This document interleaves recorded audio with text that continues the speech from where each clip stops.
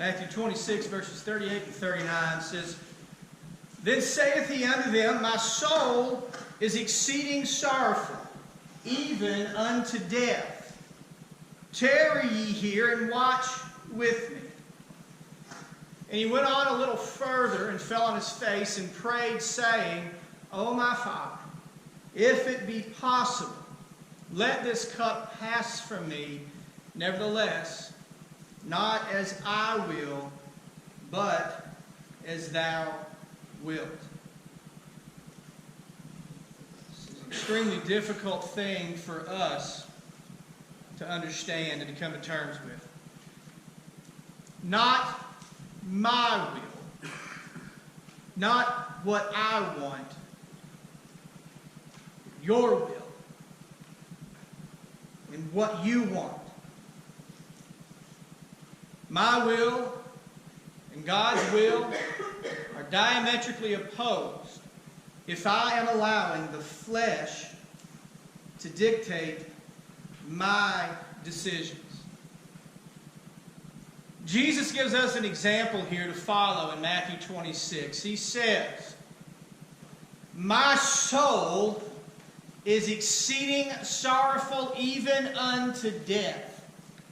Now, I don't know if everyone here this morning has ever been in a position where they have been so stressed, so worried, so sorrowful, so sad, so upset that it has felt like they were going to die.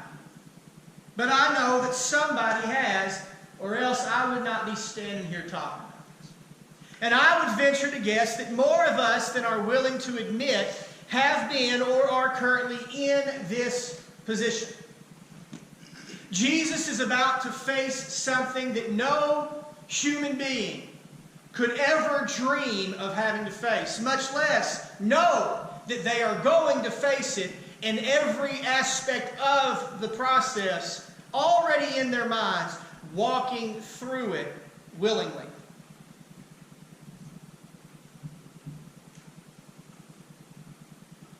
Jesus knew what was about to happen. He knew, one, that he was about to be betrayed by someone who claimed to love him. And someone that Jesus most certainly did love. You understand that, right? Jesus died for all because he loved mankind. There are those who will not receive that love, but that love was extended to all. Jesus knew that at his betrayal there would be a deserting that would take place, and there would be none left to stand beside him. He would be all on his own to face the agony that was about to ensue. Knowing this, he did not stop, he continued on. At his false arrest and his false incarceration, he is beaten unmercifully, by the way. He is whipped. He is scourged. His flesh is flayed. He is left a mauled mass of flesh. And he knew this. Here. Verse 38. He knew that. He knew that he would be spit upon. He knew that his beard would be plucked from his face. He knew that he would be kicked, that he would be hit, that he would be mocked, that he would be paraded naked. Not that it mattered. The damage that was done to his body was grotesque, to say it nicely. Crown of thorns would be placed on his head, driven down into his scalp, through to his skull.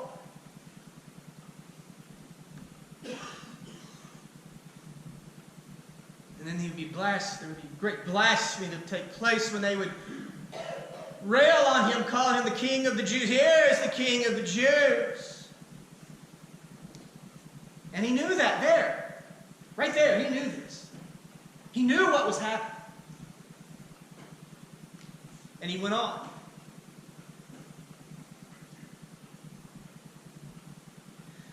He knew how he would be lifted up on that cross.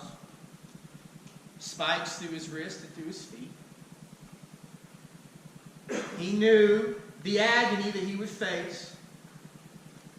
He couldn't relax because of the excruciating pain of those spikes that were driven through the nerve that runs up through the wrist and the hand up through the arm. The most excruciating pain you could ever imagine is coursing, pulsing through his body. The same with his feet. The purpose of the nails or the spikes being driven where they were was to inflict optimum suffering.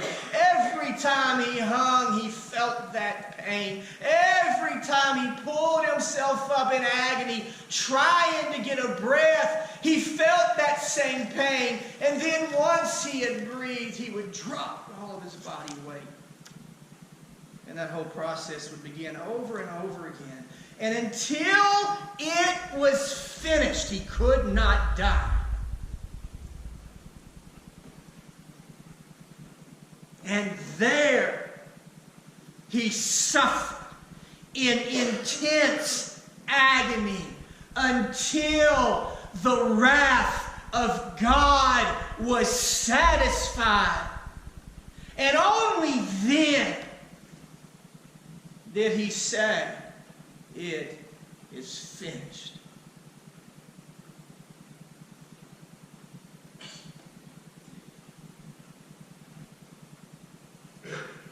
He says, "Oh, my Father, if it be possible, let this cup." What cup? The one I just described. "Let this pass from me. Nevertheless, not as I will, but as you will." Have you ever asked this question? Why? This will be the 5th week of my involuntary, accidental sermon series on the who, what, when, where, why, and how, and when. I said that already.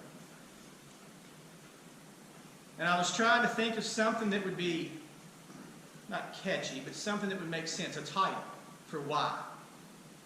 And all I could come up with is this. Why? Why did this happen? Why did this happen to me? I didn't deserve this. I didn't do anything to deserve it. I didn't create this mess that I'm currently walking through. I didn't ask for this. God, why? Why did you let that happen to me? Why did you let me go through that? I was just a child. I didn't deserve this. I didn't do anything to demand what I am currently enduring. Why? Why?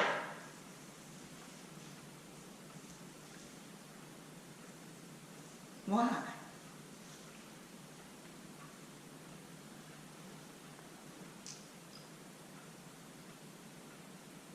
Oh, my Father, if it be possible, let this cup pass from me. Nevertheless, not as I will, but as thou wilt. I don't know the answer to why. I can't give you all the background of why you're going through what you're going through. And I wish, oh, how I wish I could take away your hurt and your pain, but I cannot. I love you with everything I have in you, but I can't fix you. I want nothing more than for the Lord to deliver and set you free from this heartache and pain, for that child to come home, for that loved one, that spouse to come home and come to know the Lord. I long for that. I want that for you so desperately and so bad. You have no idea. I do. I really do understand, and I know some of the heartache and pain that you're facing, and I want it to be healed so bad. And I can't tell you why it's still going on. I can't give you a pretty answer. I can't wax eloquent this morning and give you some philosophical dissertation on why you're going through what you're going through. All I can say this morning is that this world is very unfair, and there is nothing about sin that plays by the rules, and you may have had nothing to do with what you're going through. It is just the byproduct of the effect of living in this broken and fallen world.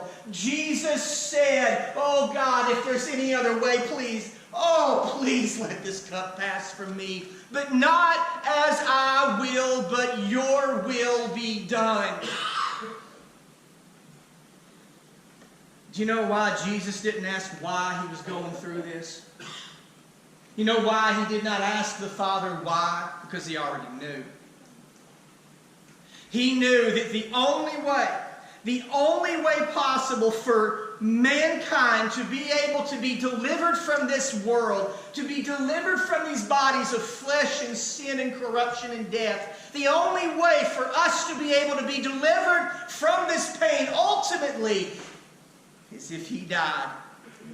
To redeem and to purchase and to procure for us those new bodies that wait for us. And I wish I could tell you something different this morning, but I am bound by the Word of God and the truth of the Lord. I cannot tell you that this is going to pass tomorrow, that what you're going through will end tonight. I cannot tell you that it won't affect you in a week or a month or a year. Oh God, I wish I could, but I can't. But what I can tell you this is that you are not walking through this alone. You are not in this darkness by yourself. You have not been abandoned. You have not been rejected. You have not been overlooked. God sees every ounce of pain that you're enduring, and He knows what you are going through. And although I cannot tell you that He'll stop the pain tonight, tomorrow, or in the future, any time in this life, I can promise you this, that there is a day coming when we will never again know the pain, the heartache, the tears that we've known here on this earth. I'm not going to tell you that the Lord won't set you free tonight, because I'm praying with all my might that He does. Oh God, take that cup away from them. Let them get out of that suffering. Give them relief. Give them peace. I'm not one of these, pardon me for being honest, I'm not one of these prosperity, charismatic guys that's going to walk up to you and smack you in the head and tell you, it's gone, it's cast out. It doesn't work. I won't lie to you just to make you feel better. What I can tell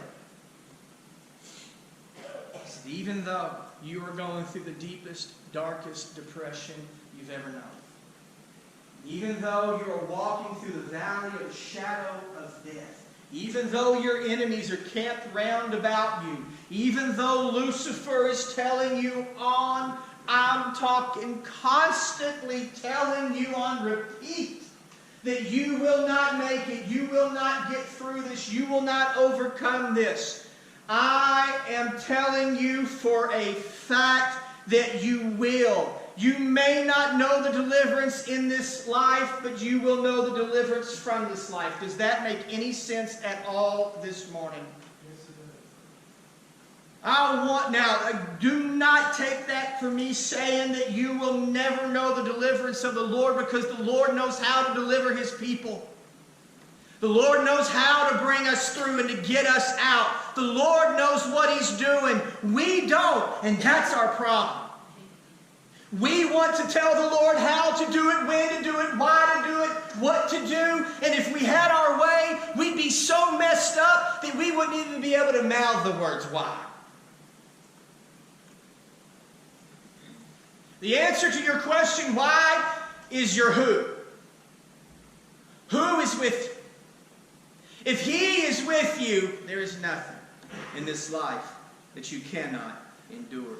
Now, I want to deal with something this morning. The question, someone says, well, in Jesus in His flesh, He was crying out for another opportunity, another option. He didn't want to go through what He was going to go through. That's why He said, if there be any other way, let this cup pass from me. Nevertheless, not what I will, but what you will.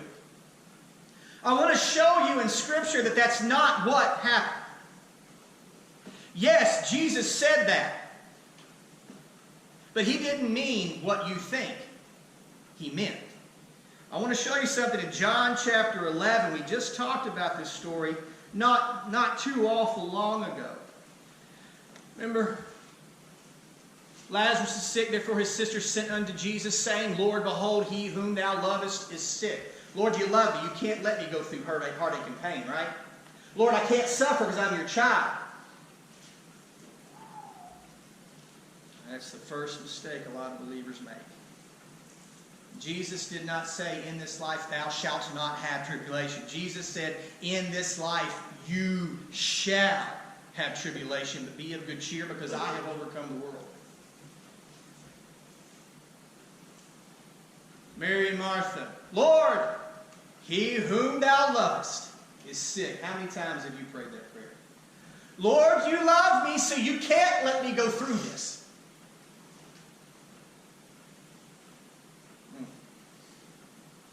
When Jesus heard that, he said to the disciples, this sickness is not unto death. Now I want you to trust me. Please trust me. This is not unto death, but for the glory of God. That the Son of God might be glorified thereby. And verse 5 tells us without a doubt, Jesus loved Martha and Mary and Lazarus. He loved them. What happened? Well, Lazarus recovered and all was well, right? Lazarus turned the tide. He overcame the sickness. Nope. Lazarus died. And instead of running to the bedside, running to the tomb and standing beside Mary and Martha to comfort and encourage and support them, Jesus stays on 2 more days doing the work of the ministry.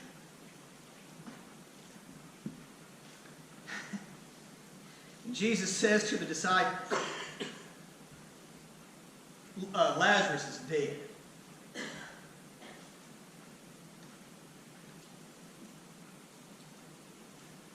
Excuse me? Lord, you love Lazarus. You love Mary and Martha. How could you let... Why did you let that happen to someone you love? This is ruthless. I am glad for your sakes that I was not there. To the intent you may believe. Nevertheless, let us go unto him. Jesus is saying, I'm glad that I wasn't there. Because what is happening is going to glorify the Father by glorifying the Son. So instead of saying, oh, I'm so sorry, Mary and Martha, I'm so sorry I wasn't there, or looking at the disciples and saying, hey, gosh, golly, gee whiz, guys, I messed up, you know. Instead of looking at them and saying, oh no, guys, quick, let's have a planning meeting. Oh my goodness, quick, let's sit around the table. We got to have a round table discussion. How do I fix this? The PR is going to be awful. Oh my goodness, what are people going to think about my ministry now because this man died on my watch and he was one whom I loved. Oh, geez. No, his response is, I'm glad that I wasn't there. And here we come. This is us, Thomas. That's us. Thomas. Just got done eating a steak. Belly full. Just bought some new sandals. Birkenstocks, by the way. Tree Fitty. That's what I want for the plug. Tree Fitty. Thomas, who has absolutely nothing going wrong, jumps into the situation and he says to the other disciples, let us also go that we may die with him. Shut up, fool. You don't even know what you're talking about. Come on, man. He actually beat Peter to the punch on that. Peter's like, hey, I was going to say that, Thomas. Isn't it funny? If someone else is going through a problem and you're not, how easy it is for you to say, just trust the Lord. It'll be all right. I'm willing to go through the same trouble. And then when the same trouble hits, oh no! What is happening? Lord, where are you? What is going on? But listen to this. And they took away the stone from the place where the dead was laid. And Jesus lifted up his eyes and said, Father, I thank thee that thou hast heard me. Okay? That's what he says. And I knew that thou hearest me always, meaning I knew you heard me before I ever said it. But because of the people which stand by, I said it. Why did Jesus pray there at the tomb? Not because he didn't know if God would hear him or not. He prayed for the sake of the people which stand by, that they may believe that thou hast sent me. Listen to what Jesus says while he's hanging on the cross. In about the 9th hour, Jesus cried with a loud voice, saying, Eli, Eli, lama sabachthani. That is to say, my God, why hast thou forsaken me? Did Jesus just ask why? Did he just ask why? Did Jesus ask why the Father had forsaken him? Is this a moment of doubt? Because Jesus is fully flesh and fully God. Is this a moment of questioning where Jesus is saying, why did you let this happen to me? What did Jesus do to deserve any of the suffering he endured? Absolutely nothing. He did it because of others. Other people caused his pain. Are you hearing this? Others caused his pain. And he is the one dealing with the consequences. So, doctrinal, theological issue. Does Jesus have a moment of doubt because he's in his flesh? Is Jesus crying out because the pain of his flesh? Is Jesus saying this because of the weight of what he's enduring? Absolutely not. I knew you heard me always, but because of the people. But because of the people which stand by. Is Jesus really asking, why have you forsaken me? No. He's saying this for the sake of the people that stand by, that they might believe. Well, guess what? We're those people. And this morning you're standing by, and you're hearing the voice of Christ say, my God, why hast thou forsaken me? So did Jesus really want the cup to pass from him? No. Did Jesus really think that his Father had forsaken him? No. He said that for our sakes. Because there have been, and there will be more times when we ask the question, why? Why did this happen? God, why did this happen? Why did things go the way they went? I don't understand it. I don't like it. I don't want it. Why? But you got to walk through it. But God, I don't want to go through that.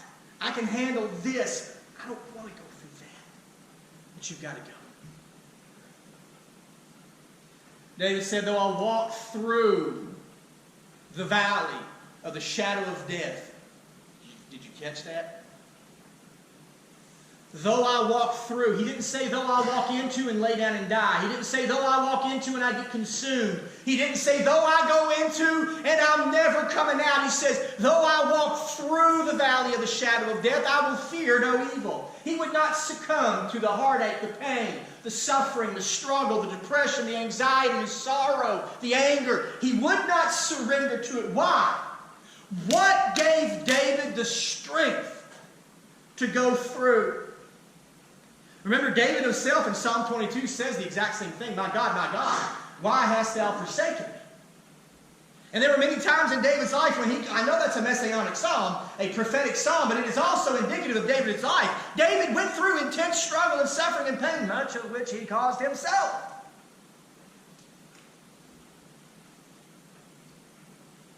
And then in Psalm 22 he says, though I walk through the valley of the shadow of death, I will fear no evil.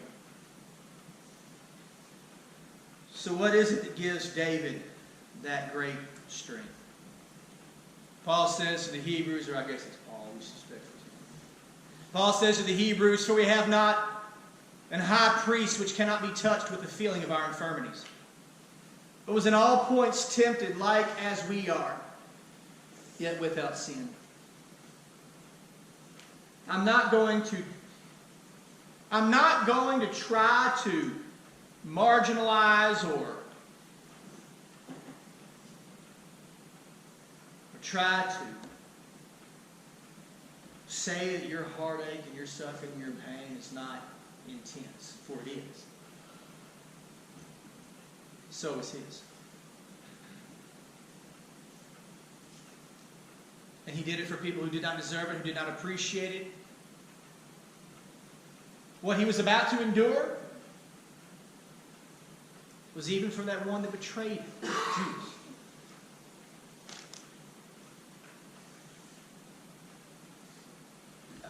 He was laying down His life, is what I'm saying. I'm not saying Judas received Christ. I'm saying that even though Judas was doing that, Jesus was laying down His life. And if Judas had, well, you get where I'm going.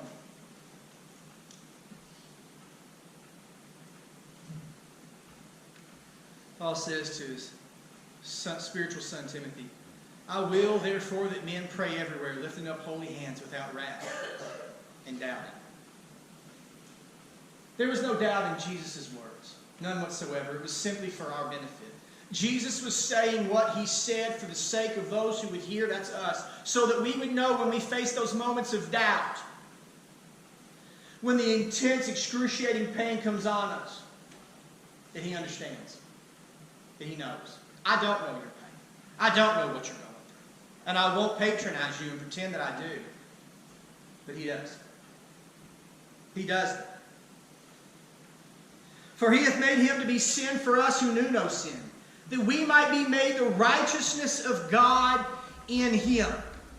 Wherefore, seeing we are also compassed about with so great a cloud of witnesses, let us lay aside every weight and the sin, doubt, which doth so easily beset us. And let us run with patience the race that is set before us, looking unto Jesus, the author and finisher of our faith, who for the joy that was set before Him endured the cross, despising the shame, and is set down at the right hand of the throne of God. For consider Him that endured such contradiction of sinners against Himself, lest we be wearied and faint in your minds. Why was He willing to endure the cross and the shame? Because He knew that in doing so, He would be able to deliver us from this world of woe, heartache, and pain. And seeing what He endured, that gives me the strength and the unction to get through what I'm going through. As the song says, if you're going through hell, just keep on going. I don't know what you're going through this morning, but keep going. I don't have the strength to keep going. Oh, yes, you do, because you're filled with the Holy Ghost of God. There is the Spirit of the living God living inside of you, and there is nothing you cannot do. Yes, you can. Stop saying no and start saying, not my will, but your will be done. Lord, if I've got to walk through this, I'm going to walk through it. But I'm not walking alone. You're coming with me. If I've got to endure this, I'm not going to endure it alone. You got to come with me. Who was it that carried the cross with Jesus? Oh, don't you get it? As we go through this life bearing our cross, He's with us. And He's already done it. And He overcame. He defeated death. So will you. So tell me again, why? Why have you given up? Why have you given in? Get back up. Get back up and keep fighting. Get back up and keep walking. Get back up and keep believing. Who knows? Today might be the day that God sets you free from what it is you're going through. In the meantime, remember the words of Job. Though He slay me, yet will I trust in Him. I will maintain mine own ways or my faith before Him. We mentioned the words of David. Look at what Paul says to Timothy. For I'm now ready to be offered, and the time of my departure is at hand. I fought a good fight. God.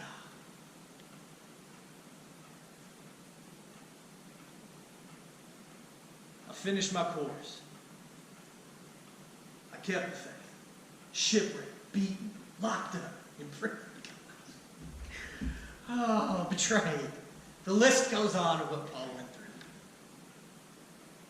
He says, I fought a good fight.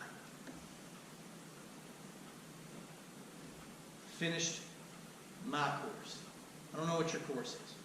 I don't know what the path is that the Lord's going to take.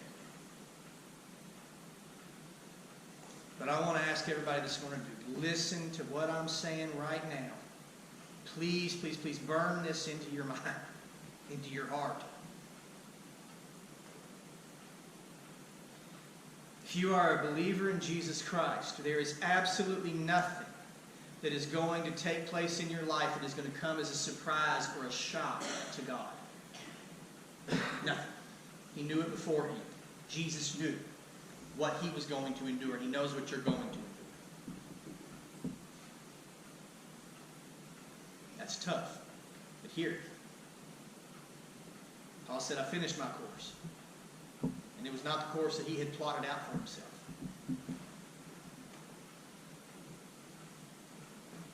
Henceforth, there is laid up for me a crown of righteousness, which the Lord, the righteous judge, shall give me at that day of my death. And not to me only, but to all of them also that love his appearing.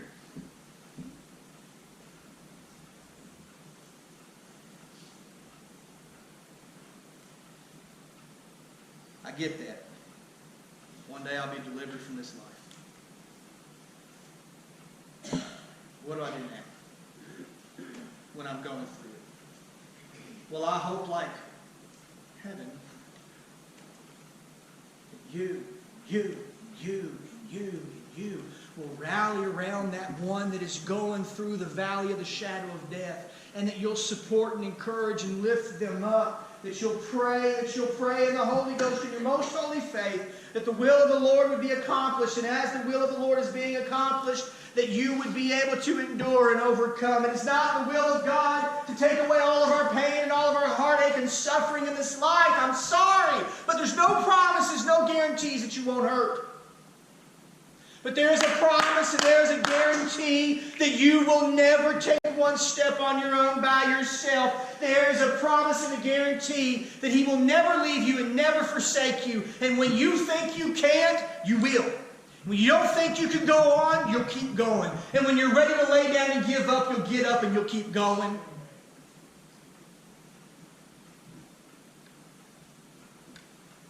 All right, but what about right now?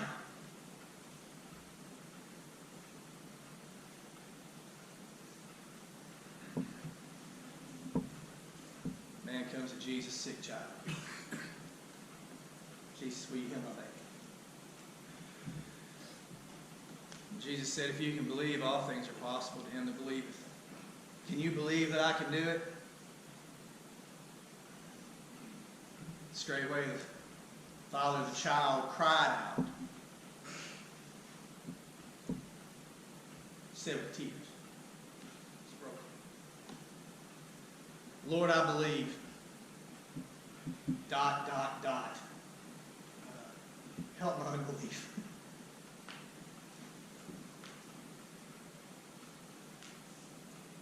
Lord, I believe you can do it. But I got a whole lot of doubt. Let's be honest. I got a lot of unbelief in here. Help my unbelief. Somebody know what happened?